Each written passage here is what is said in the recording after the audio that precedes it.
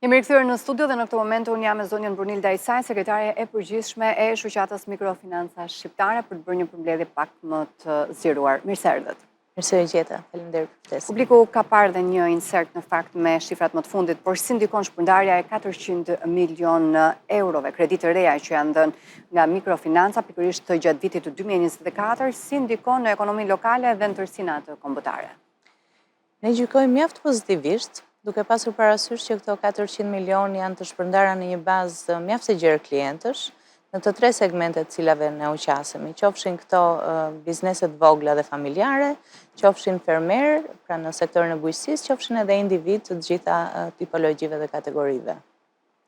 Me thënë të drejtën, për kredi mesatare në vlerën rreth 850 euro që ofron mikrofinanca, kjo shtrirje dhe ky masivitet është realisht për të përgëzuar, sigurisht që vjen si rezultati disa faktorëve që kanë të bëjnë qoftë me zhvillimin ekonomik dhe teknologjik të vendit tonë sidomos në disa zona demografike, siç janë ato qendrore, por edhe dëshirën e mikrobizneseve dhe familjeve për të ecur në biznesin e tyre, për të zgjeruar, për të zhvilluar dhe eventualisht për të bërë klient, pse jo edhe të sektorit bankar. Një rol kryesor dhe shquhet mikrofinanca luan tek bujqësia. Specifika juaj për të qenë më pranë këtij sektori dhe kontributi që jepni qoftë për modernizimin, por edhe për aktivitetin e përgjithshëm. Mikrofinanca, ne gjykojmë që mbetet një aktor kryesor në financimin e bujqësisë, pavarësisht që oferta financiare këto vitet e fundit ka qenë e zgjeruar, shumë pak aktorë ja kanë dalë që të kryejnë ndërmjetësim financiar në sektorin e bujqësisë. Kjo e lidhur me disa faktorë, ndër të cilët përmendim fragmentizimin e lartë të tokave bujqësore, po dhe të njësisë fermere si njësi, problemet me zinxhirin e vlerës, që bujqësia ka hasur këto kohët e fundit, çështjen e produktivitetit, çështjen e eficiencës, pra të gjitha këto të lidhura nuk e kanë lejuar kërkesën që të rritet me hapa të zgjeruar në drejtim të bujqësisë dhe si rrjedhoi kanë kufizuar dhe aksesin financime. Megjithatë, ne me kënaqësi shohim që portofoli i kredis për segmentin agro është zgjeruar me rreth 31%, është një shifër për të përgëzuar dhe mjaft inkurajuese, duke pasur parasysh trendi rënës që ka pasur vitin e kaluar, kështu që ne gjykojmë që në qoftë se ritmet do jenë të tilla dhe kërkesa do jetë e tillë, specifikat e sektorit tonë për të qenë më afër, për të ofruar edhe asistencë teknike, pra dhe këshillim përpos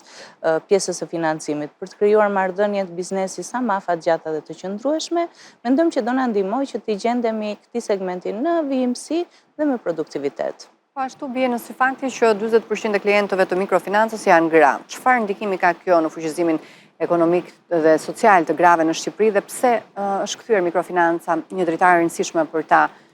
hasin pengesa në institucionet e tjera, flas financiare?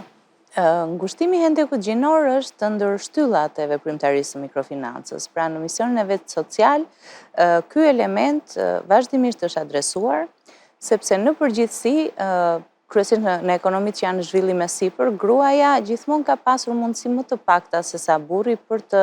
nisur aktivitetin e vet të biznesit, për të qenë e pavarur, qoftë financiarisht, qoftë edhe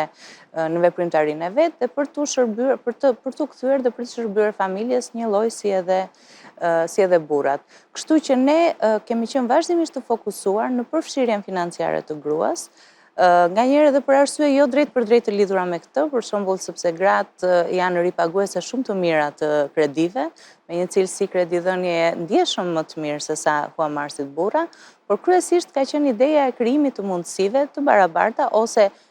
aty ku është e mundur edhe më të shumta që gruaja të ndihet e pavarur edhe të vijojë emancipimin e familjes në përgjithësi. Në këtë drejtim, ne shohim me kënaqësi që jemi rritur me 2 pikë përqindje krahasimisht me vitin e kaluar në përfshirjen e grave në portofolin e HUAS dhe gjykojmë që krahasimisht me 32% për shembull që janë bizneset e zotëruara nga gratë, shifra 40% i jep një frymarrje edhe më të madhe kësaj iniciative që ne kemi si sektor. Pyetja lind, deri këtu jemi mirë me shifrat dhe me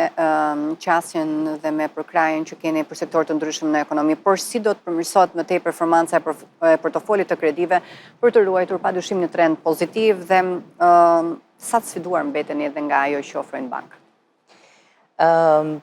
Unë do t'i marrë me radhë. Pjesa e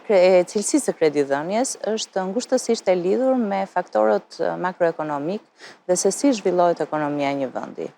Fatkeqësisht apo fatmirësisht, segmentet që drejtohet mikrofinanca janë ata më të prekurit,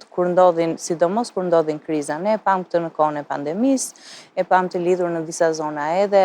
në kohën kur ndodhen tërmetet, pra në çdo shkundje realisht që i ndodh situatës sociale apo ekonomike të një vendi, segmentet e mikrofinancës janë të parët që preken. Kështu që për shkak të brishtësisë, edhe risku që merr përsipër sektori është pak më i lartë.